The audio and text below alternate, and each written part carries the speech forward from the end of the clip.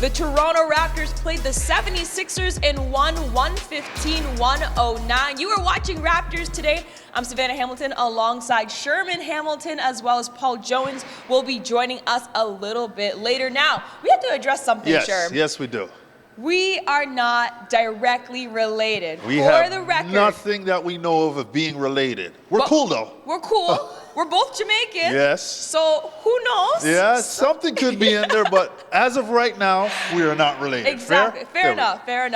Another thing is that for our YouTube comments and everybody, we want you to send us your questions and any comments that you would like us to address, really, because, you know, debrief on it, talk about it, chit-chat, get the people involved. But let's talk about the fourth quarter now of the 76ers game, because what a last final stretch, what a last final 5 minutes, Sherm. What was your takeaway?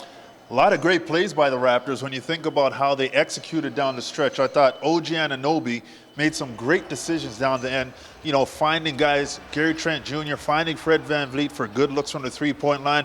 And I thought his ability to really assess what the other 9 players were doing on the floor and where they were in terms of spacing was another sign of his growth and maturity.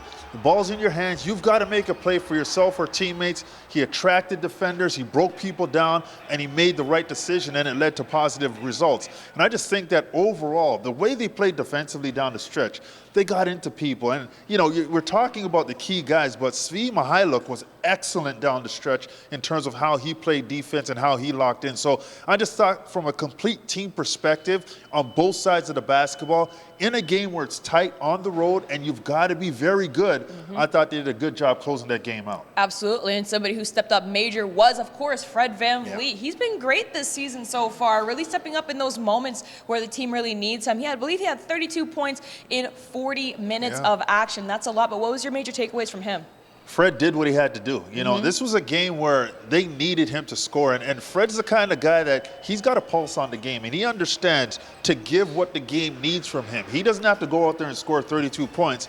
But when the game needs him, his team needs him to step up offensively, he has that ability. And I thought against Philadelphia, there were moments where he just had to take over. He had to be that guy, put the ball in the basket, look for his offense. And then throughout the game, he was still moving it and sending it up. So as a leader, as a point guard, as a guy who was a decision maker consistently throughout the night, I thought his decisions were on point. He did a very good job balancing when he needed to take his own as opposed to when he needed to set the table and let everybody else get their stuff. Absolutely. Somebody else who was making great decisions as well was Chris Boucher. How refreshing was it to see him find his offensive rhythm again down the stretch? Like, you know, this is the Boucher that we saw a little bit last year. He wasn't forcing up shots. He was taking quality in rhythm. Looks that he's comfortable with taking, Sherm. Yeah, you make a great point there. Not forcing it, basically. Letting the game come to him. And I thought, you know, there was an early substitution for him in this game. Second game of a back-to-back. Nick Nurse is going to go a bit deeper into the bench to give some guys some breaks. But he hit the floor, and I thought he had positive impact right away. And to your point, he waited for those shots to come. He didn't try and manufacture plays. He let it come. And I thought that really slowed everything down for him. And it also allowed him to really assess what was going on and take a bit of a better look at what he needed to do. So the fact that he didn't force it was excellent. I thought he was active. He was back to the guy that was blocking shots, the guy that was active defensively, running the floor, making great plays in terms of transition. And this is the Chris Boucher that they need to see. There are minutes for him. We know what he can do. He's an improved player. Now he just has to consistently allow the game to come to him because he's going to get his opportunities. He shoots the ball too well. He's too active, and defensively, he can be a major factor. Absolutely. Now, a statistic that our producer Jake pulled out for us this morning was also, you know, something that the Raptors are working on, of course, but they're on the road. They are 5-1, but at home they're 2-5. What do you make of that statistic? You know, you could maybe attribute it to maybe they just got used to playing on the road last season, or, you know, maybe some games at home just didn't fall their way. But what did you think? Yeah, I think you can't discount the fact that this team played a whole season away from home. That creates a different interaction, a different mental approach. You know, you've got to gear yourself up to understand every day you're not playing in front of home fans. So you've got to create energy. You've got to create intensity. And it's got to happen in that locker room. And I think they've brought that into this season, and that impact is significant. We all know in the NBA, you're good at home, and if you go 500 on the road, you're going to have a very good season. Absolutely. Well, the Raptors are in a position now to be very good on the road and try to figure out the home court, and that to me is an easier transition to make than trying to figure out how to win on the road. But I think being in Tampa last year really helped this team become more mentally tough, more resilient, more focused, and we're seeing the results of that. 5-1 on the road. This is impressive to start the season. We're now going to hear from the team in particular, Chris Boucher, and of course, head coach Nick Nurse. Yeah, I mean that's it, Doug. I think if you know you see we played really hard, man. We're flying around, and when we grab that energy and sustain it for a while, then we're going to be in the game and we're going to have a chance. And you know, I think the ball was going in a lot more tonight than it was last night. That fed that energy, I think, some, and get a lot of offensive rebounds again. Again, another good sign of our energy. So yeah, lots of good stuff just off hard play. Yeah, it was good. I mean, I think it was nice to see. We went to a little action for Gary, and the first time he hit Chris right away for a dunk. I mean, that's always good. And then the next time I think he came off, we ran the same play and he hit a three. So pretty good start there on that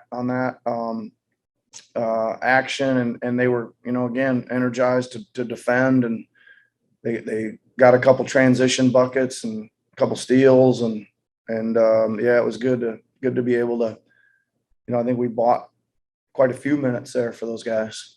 I mean, it's been a tough season for you in terms of, you know, getting the opportunities and making the best of them. What changed tonight for you?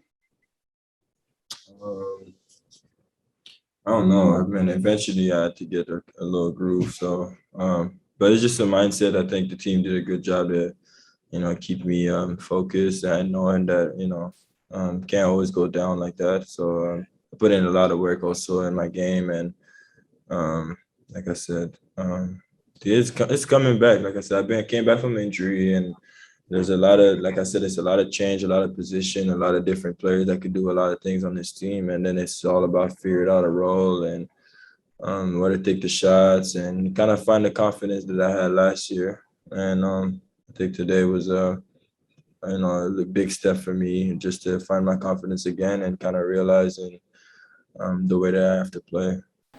Well, we just heard from Nick Nurse, of course, but, you know, what were your takeaways from him in particular last night? Well, Nick Nurse is a great coach. We know that. But I thought against Philadelphia, he made some really, really in-game decisions that really made a difference. You think about that extended pressure that he had, that full court pressure that he threw at Philadelphia at a juncture in the game where it was so unexpected.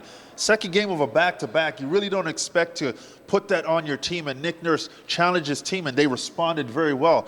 That zone they threw at Philadelphia really threw Philadelphia out of whack, and it created good defensive to offensive opportunities for the Raptors.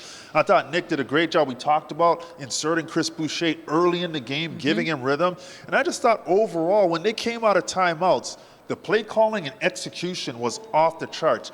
They were very good and focused, and when you talk about a team playing the second game of back-to-back, your coach has to get you going. Your coach has to be on point and feel what's happening. And I thought Nick Nurse did a great job of that. That's not to say he doesn't do it all the time, but I thought last night was really, really good. Hey, coaches have good games and not so great games too. Absolutely. People forget that. You know, and you know, as former players, like, how many times have our coaches be like, oh, you know, I need to do better by my team, or hey, this was a great game. Like, did you see that play I drew up? That was me. And it's rightfully so. But you know who's also playing back-to-back this week is the Raptors 905. They had their home opener, and now you were covering the Raptors game. I was dealing with the 905, so I'll give you a little bit of a breakdown, of course. You know, the first quarter, the Raptors 905, they came out very strong. It was a neck-and-neck game against the Westchester Knicks. Of course, at one point, the Westchester Knicks actually had a couple-point lead there in the first. However, down the second half of the first quarter, oh my goodness, that's where the 905 really decided to shine out. And, you know, Patrick Mutombo, head coach of the 905, he really empowered his players to take control. You know, Isaac Bonga really showed out strong right away. He really threw that first punch offensively. And then following that up was also David Johnson. The two-way players, they were not playing around, let's just say that. They were really showing as to why they are there. Later on and down the second quarter, Andrew Rousey, he snapped. He started hitting everything from deep. He's from Lakeland, I believe, his last G League team, where he averaged 17 points per game. So he's a very strong contributor on the offensive end. However, what did kill them a little bit last night was also their turnovers. They had 26 turnovers, but they still managed to have a very convincing win. Yeah. So this is a very exciting team to watch. However, I will say that they have some things to clean up, and I'm sure Mutombo is going to be very much on them. But, Sherman, I would love to hear your thoughts on the 905 in general, but, the two-way players that we have, Bonga as well as Johnson. Well, first of all, I love everything about the 905. You mentioned Patrick Mutombo, the head coach. Just a quality human being, a very good basketball mind. He's just got a good feel, and he's great interpersonally, talking to players and dealing with players, and I think that's a huge part of coaching, and he has that. And I think with the 905, we talked about this in the show before, it's about everybody developing. Not just on the court, it's off the court, on the sideline, at scores table, officiating, everything, management, front office.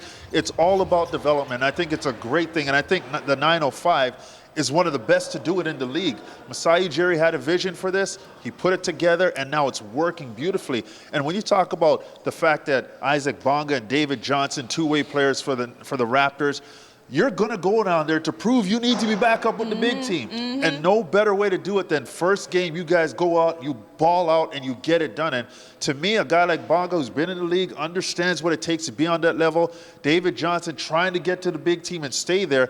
There's some hunger there. There's some fire, and that's going to be shown every single time on the floor. And when it's not, they have nobody to blame but themselves. Exactly. So I think it's a great opportunity for them, and they've got to continue to take advantage of it. Absolutely. The one thing I love about the Raptors organization as a whole is that they really do take pride in the 905. Yes. And they are one and the same in the sense that they'll send guys down to get them reps, to get them more playing time than they would have with the big club. And one of those guys is, of course, Delano Banton, who's actually going to be joining the team for a game so far. And I think it's a great look because right now he's averaging between 10 and 20 minutes per game with the Raptors. But with the 905, I think it's assumed that he's going to probably be playing a lot more, having a leadership role with them as well, immediately impacting the bench. I will say this, though, the Raptors 905 last night, they had a lot of even contributions from the team. It's very exciting to see not just the two-way players, but the other guys. Like one guy that comes to mind right now is Obadiah Noel, who actually contributed 13 points and was great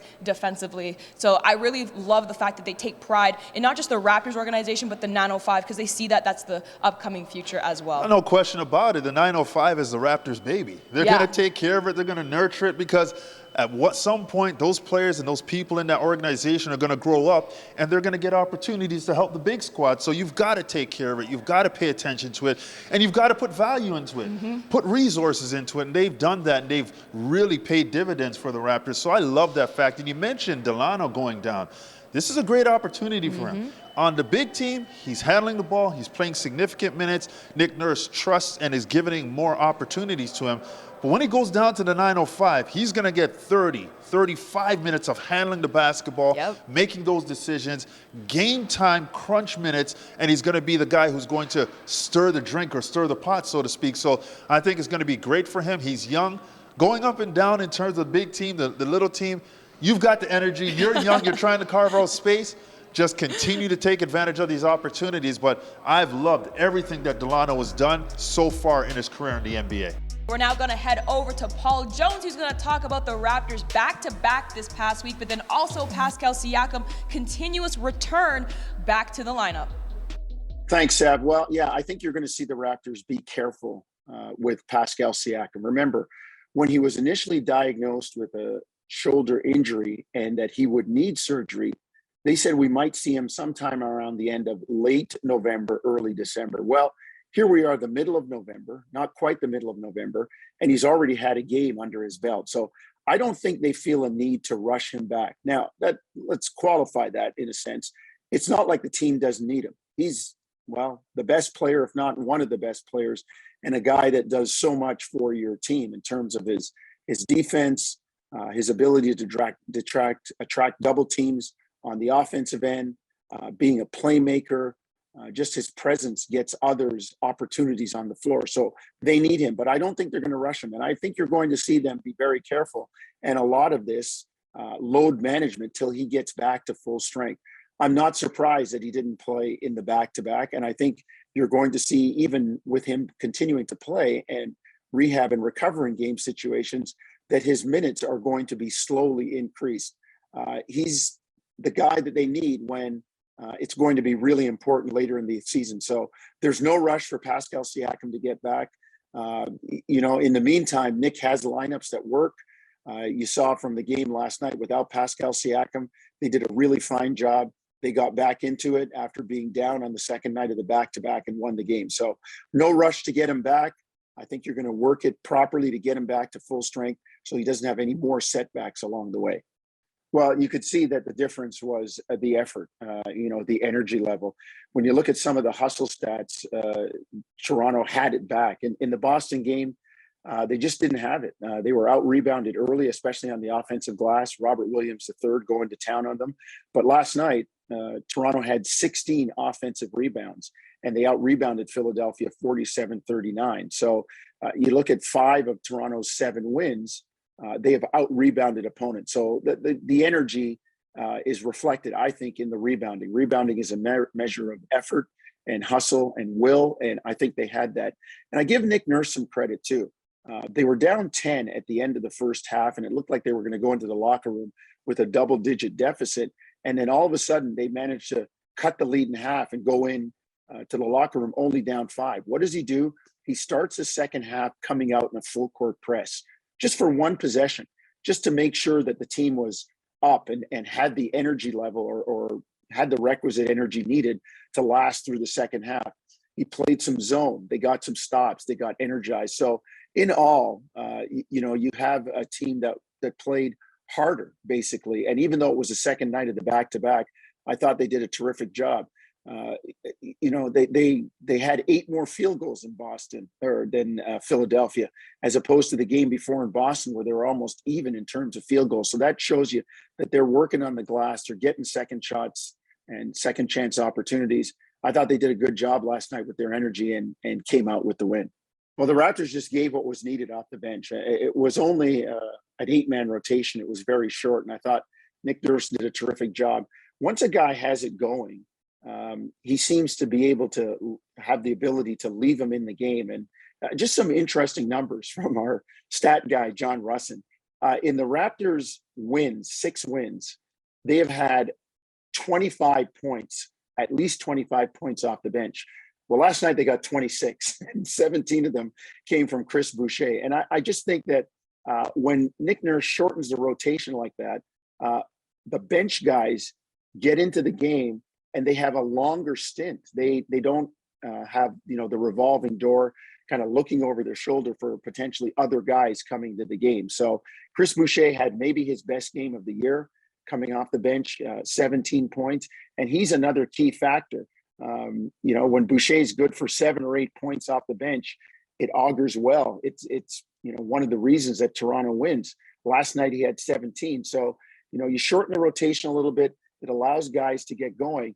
That doesn't mean that, the other guys aren't important or he doesn't value them. But, on a second night like that, you keep it tight. You have guys that come off the bench and play well. You saw how early he went to the bench and how early Nick Nurse made substitutions. He still rode the starters. A lot of those guys had 39, 40 plus minutes, but the bench was sprinkled in enough to get them a win. So give Nick some credit. Give the guys on the bench coming in with energy credit, especially on the second night of the back-to-back. We now have to look ahead at who the Raptors will be playing next, and that is the Detroit Pistons. And of course, they picked up Cade Cunningham in the past draft, and he had a lot of high expectations. He's maybe been falling a little short in terms of field goal percentage. He's around just over the 20% mark right now. But what's your takeaways and what they should watch out with him? I think with any young player, and they don't get out the blocks to the greatest start, it's patience. Mm-hmm. You've got to be patient with him. Cade is a very good basketball player. There's no question. You watch him in college, you knew how good he was. He had a bit of some injury issues, but now he's at the point where he's starting to turn the corner a little bit, and I think that's important. Young players sometimes jump out the blocks. Scotty Barnes jumped out the blocks for the Raptors. He's been phenomenal. We saw Evan Mobley here a few games ago for the Cleveland Cavaliers. He's definitely jumped out the blocks.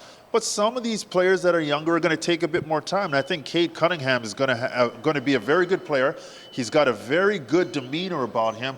I think his ability to assess and make plays kind of has that Jalen Suggs feel to him, where he feels a bit more mature in terms of how he approaches a game. So I think Detroit has a special player on their hands.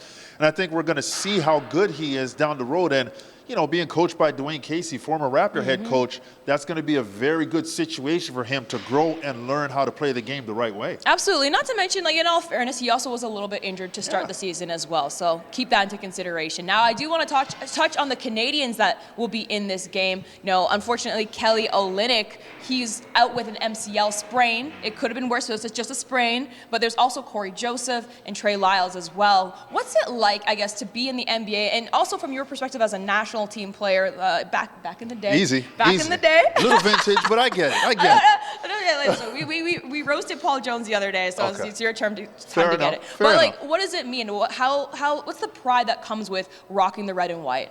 Everything. I mean, when you think about it, you spend a lot of your basketball career trying to get to that level. And when you finally get a chance to don the jersey, it's special on so many levels. Then when you get to travel the world and you get to play with Canada on your chest, it's unbelievable. And, you get to the Olympics, World Championships, and all of a sudden now you realize all of that work paid off. And the guys you mentioned, Kelly, Corey, Trey Lyles, they've all been a part of the program, and they've all given significant amount of time to the program. They're dedicated, and I think these are what we needed. We saw a flux of NBA players go to the NBA from Canada, and now we're seeing them mature. We're seeing them have long careers and still be involved in the program. So now they can give back to the younger players. And that, to me, is where success lies. When you have the experience, you have the reps, you have all the money you need, your career is solidified, and now you're looking at it and you're saying, how can I give back to the program and help the next generation be as good as they can? And I think Corey, I think Kelly, Trey Lyles, all these guys, and other players in the league have that chance to do it. Andrew Wiggins as well. All these guys have the chance to do that. Nikhil Alexander-Walker. Absolutely. There's so many names. Shea, there's so many. I love it. And it wasn't always like that before. But, hey, you guys can watch the next game. That's Saturday at 7:30. The Raptors will be playing Detroit. You can listen to it on TSN as well as watch it on TSN as well. Now we have to wrap up the show, unfortunately, and we're not related. Let's just wrap the show up saying we're not related. But we're both Jamaican. Absolutely, all day. Thank you guys for watching. From Paul Jones, Sherman Hamilton, Savanna Hamilton, Alex, and Jake. Thanks for watching Raptors Today.